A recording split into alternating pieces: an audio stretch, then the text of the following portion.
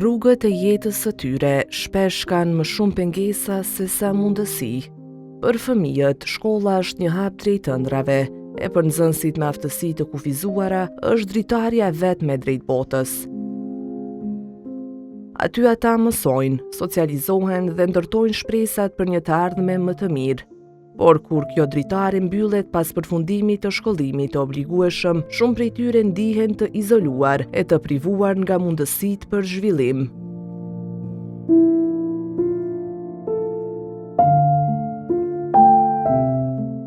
Njëri nga ta është Diari, emër fiktiv për të mbrojtur identitetin e tij, i cili ka mbushur këtë janar 2 dekada jetë. Ai u diagnostikua me autizëm në moshën 4 vjeçare. Deri para 5 vjetësh, dita e tij ishte mbushur me aktivitete. 4 orë në shkollë dhe 2 orë në një qendër ku përfitonte shërbime terapeutike. Mirë po, pas përfundimit të ciklit të mesëm të ullët, rutina e tij mori kthes tjetër. Tani, i gjithë realiteti i tij përkufizohet brenda një apartamenti prej 80 metra shkatror dhe shëtitjeve rutinë në rrugët e betonuara të qytetit me familjen. Fati i Diarit i ka përcjellë edhe nxënësit e tjerë me aftësi të kufizuara në shkollën Mihail Grameno në Fushë Kosovë. Fatkeqësisht, para një jave e kisha në shkollë, erdhi për vizitë njëri prej aty në nxënësve dhe kur e pyeta se ku po gjendesh, ai më tha se jam në shtëpi, edhe niva shumë keq. E kujtoj atë klasë kur me mësuesen ishim në bashkëpunim të vazhdueshëm, përveç se ata ishin në klasën e bashkangjitur, ata në orët e edukatës fizike, në orët e artit figurativ, në orët e artit muzikor, gjithëherë kemi përfshirë në këto aktivitete. Shpeshherë kemi marrë të gjuha shqipe me i dërgu në klasë, që ata me ushtru leximin, me i pa të tjerë që po lexojnë. Do thënë jemi mënu gjithëherë t'ju dhana një mundësi. Mirë po, fati i tyre është tjetër.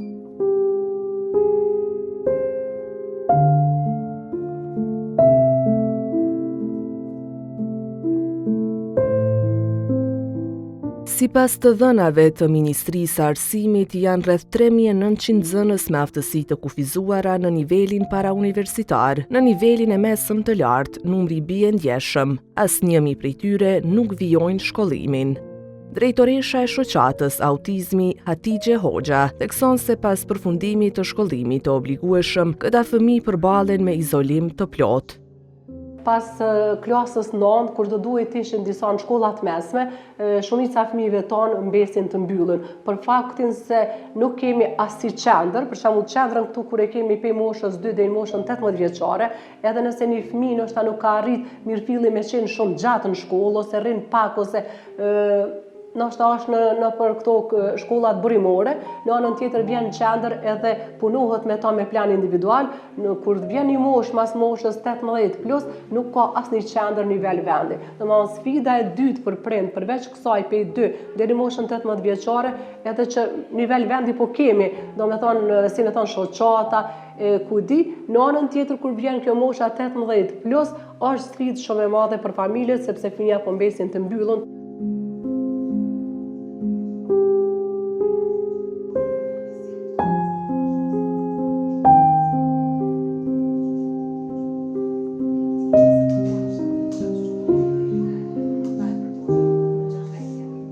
Por mungesa e vazhdimësisë në socializim, sipas psikologes Mendime Kosumi, ka ndikim negativ jo vetëm te fëmijët, por edhe te familjet e tyre.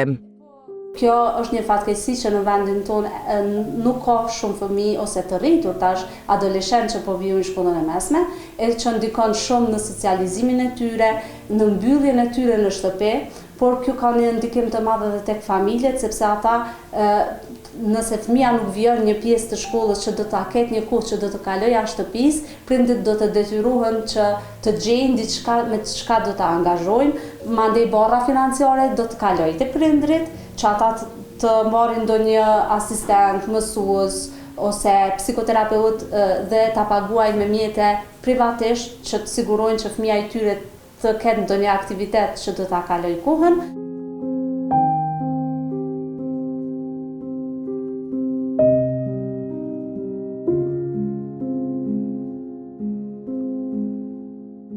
Përderisa në Kosovë privohen nga e drejta për socializim, bashkëmoshatarët e diarit në shumë prej vendeve perëndimore kanë shanse për zhvillim më të lartë.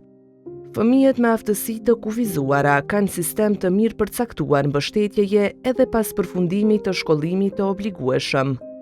Ata mund të ndjekin shkolla të mesme të përshtatura, qendra ditore ose të përfshihen në programe trajnimi profesional, duke u dhënë mundësinë për jetë më të pavarur dhe të integruar në shoqëri.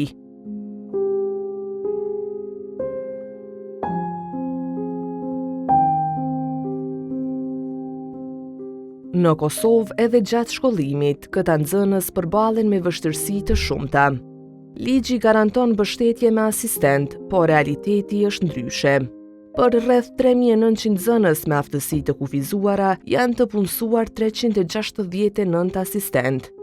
Udhëzimi administrativ parashikon që një asistent të kujdeset për maksimumi 2 fëmijë, në mënyrë që procesi mësimor të jetë më efektiv.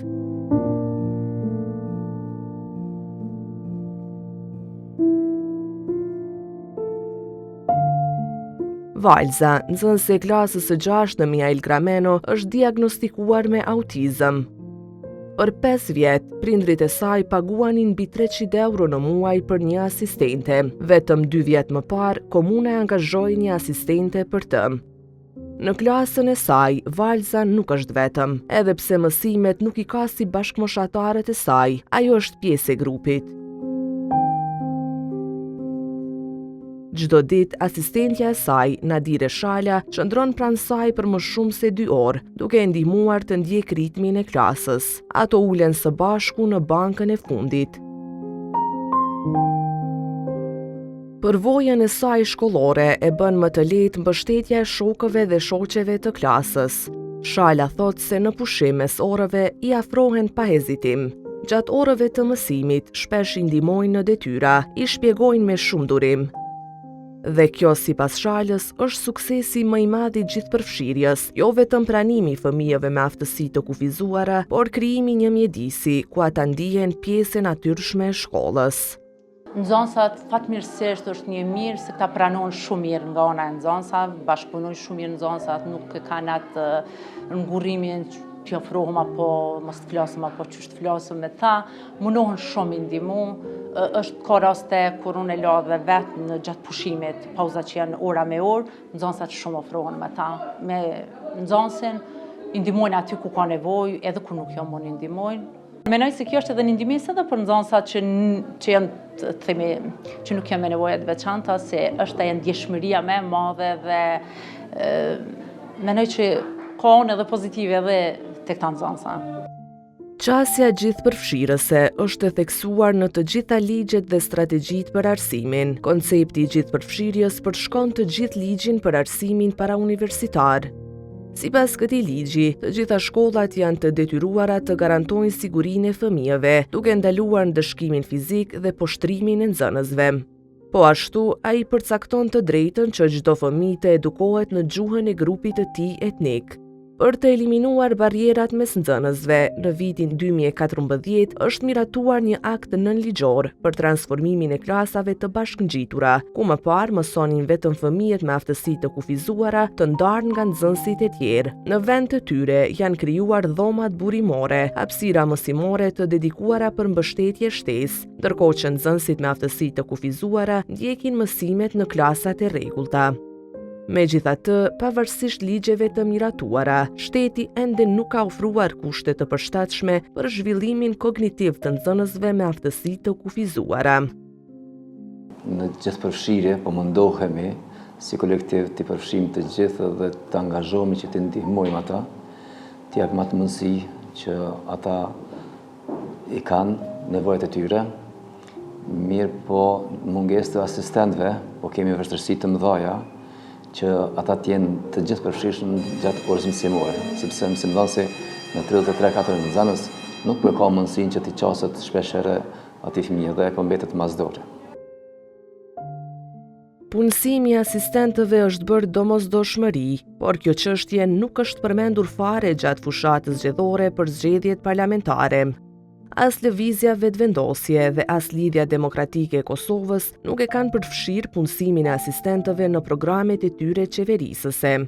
Partia Demokratike e Kosovës ka premtuar përmirësimin e kushteve për fëmijët me aftësi të kufizuara, por vetëm për ata që janë në edukimin e hershëm. Ndërsa koalicioni rreth Aleancës për Ardhmërinë e Kosovës e ka përfshirë në programin e tij qeverisës përmirësimin e kushteve për këtë kategori në institucionet arsimore, por nuk ka dhënë premtime konkrete në përtubimet elektorale. Sipas legjislacionit në fuqi, nxënësit me aftësi të kufizuara të rënda dhe të shumëfishta duhet të kenë asistent personal.